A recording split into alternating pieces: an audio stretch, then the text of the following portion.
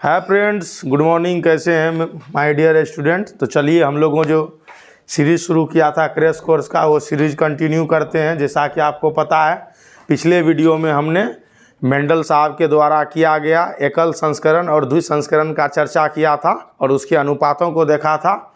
और उसी वीडियो में मैंने जिक्र किया था अनुवांशिकी के नियम का। आज उसी नियम को हम लोग विस्तार से जानेंगे और पढ़ेंगे।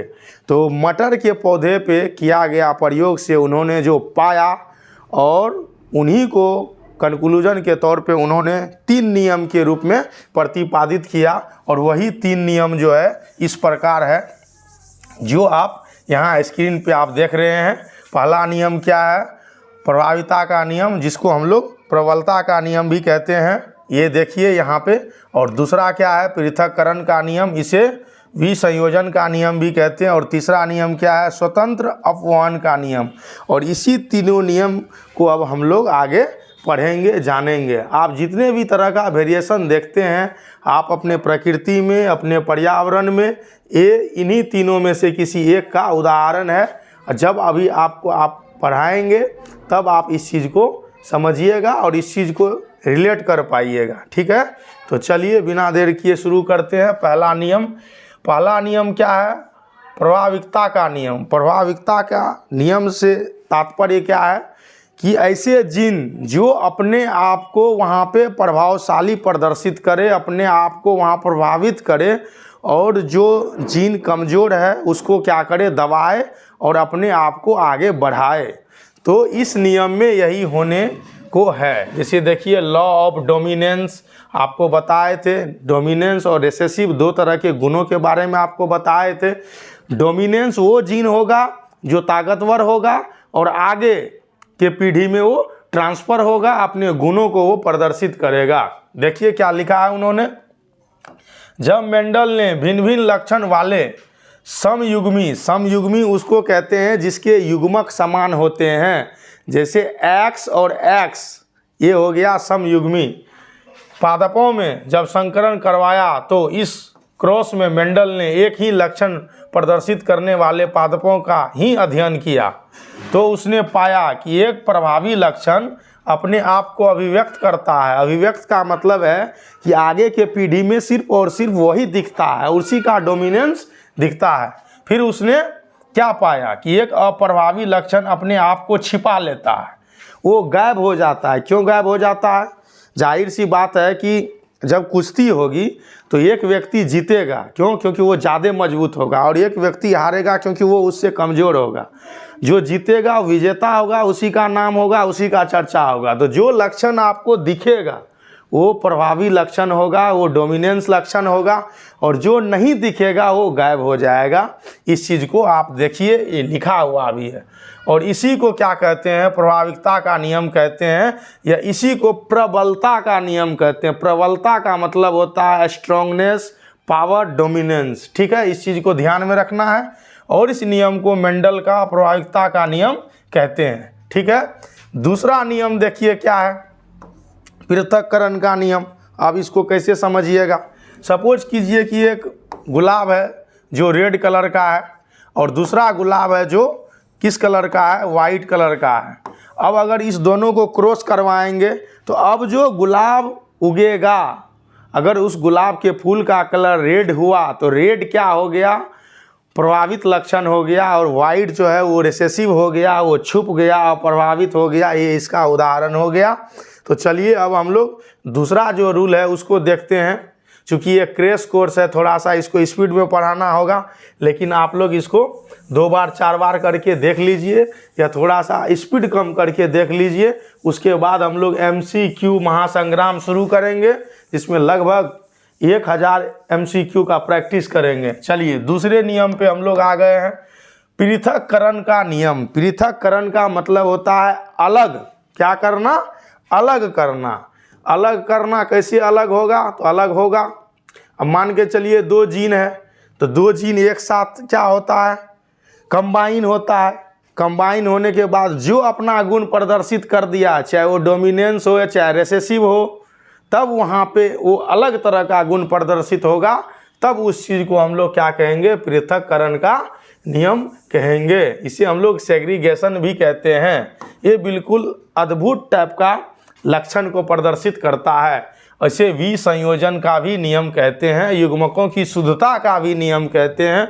और सबसे ज़्यादा डिस्कशन करने वाला जो नियम है मेंडल साहब का वो ये है, इस पे ध्यान दीजिएगा आप, और फंस भी सकते हैं आप। ये प्योरिटी गैमिट्स का नियम है, सेग्रीगेशन का नियम है।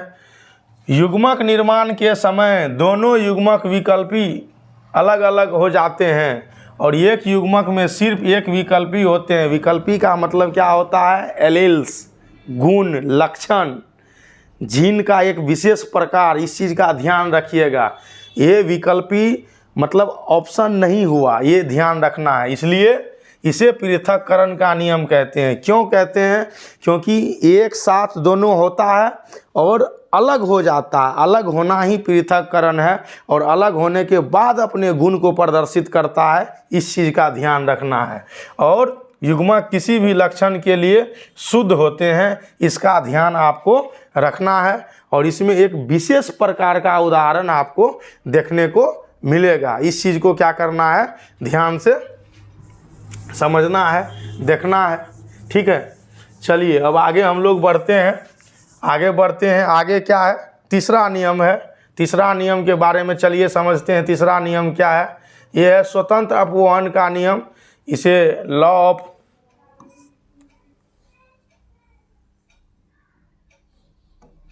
चलिए तीसरा नियम आ गया स्वतंत्र अपवहन का नियम। इसे लॉ ऑफ इंडिपेंडेंट असॉर्टमेंट कहते हैं।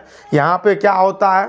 पुराने पीढ़ी का जो गुण है वो पूरी तरह से गायब होता है और एक नए गुण का पदार्पण होता है। एक नया गुण आता है जो लोगों को थोड़ा सा आश्चर्यचकित करता है। जैसे ये देखिए, ये रेड है और ये क्या है? वाइट है। लेकिन यहाँ क्या हो जाएगा?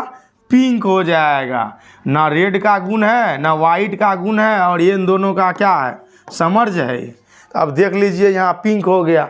ये कंडीशन जो है इंसानों में, जानवरों में, पौधों में, पक्षियों में, इस कंडीशन को हम लोग क्या कहते हैं? स्वतंत्र अपवहन का नियम कहते हैं। यह नियम द्विसंस्करण के परिणामों पर आधारित है। इस नियम के अनुसार किसी संस्करण में एक लक्षण वंशागति दूसरे लक्षण वंशागति से पूर्णतः स्वतंत्र होता है, उसका कोई ताल्लुक नहीं होता है। अर्थात एक लक्षण के युग्म विकल्पी दूसरे लक्षण के युग्म विकल्पी के निर्माण के समय स्वतंत्र रूप से पृथक हो जाते हैं या पुनर्व्यवस्थित हो जाते हैं।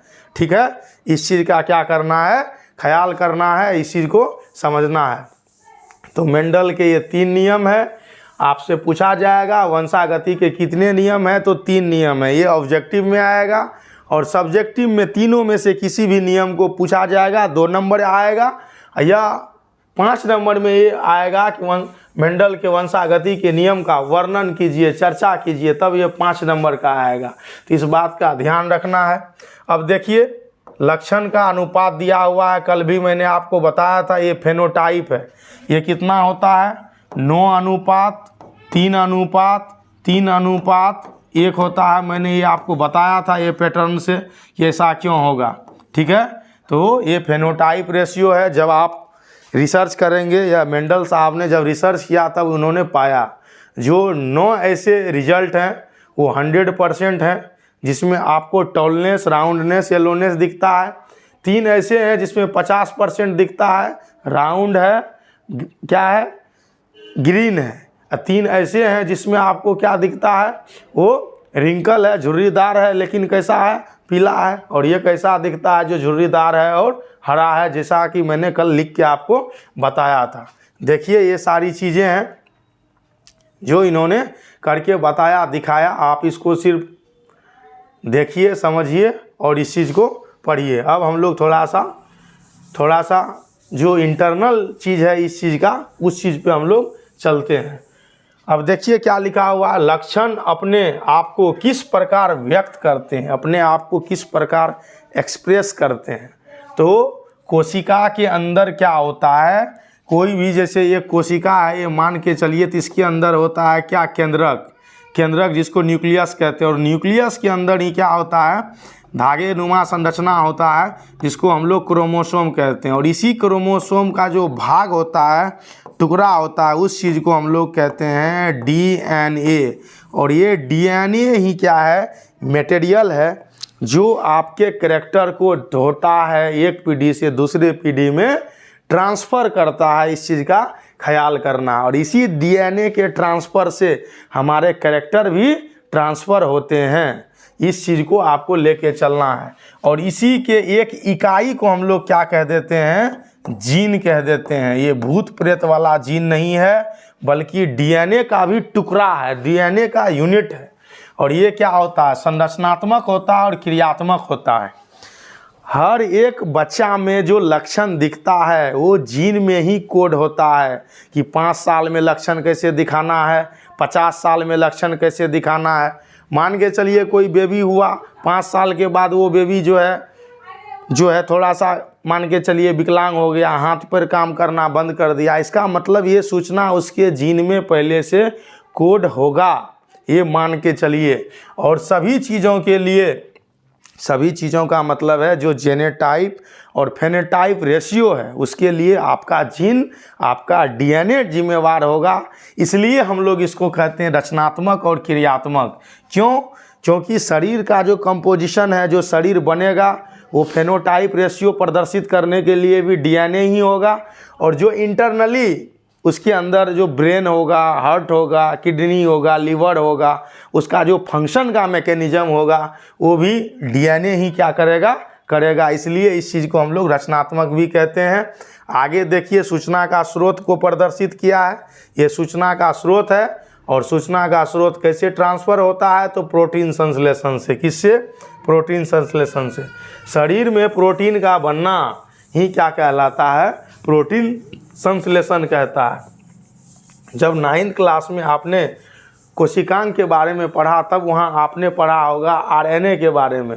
और आरएनए के बारे में जब आपने पढ़ा होगा, तब पढ़ा होगा कि ये प्रोटीन बनाने के समय क्या करता है, काम करता है, मदद करता है। तो प्रोटीन के अंदर ही ये सारी चीज़ें होती है। प्रोटीन विभिन्न लक्षणों की अभिव्यक्ति को नियंत्रित करती है।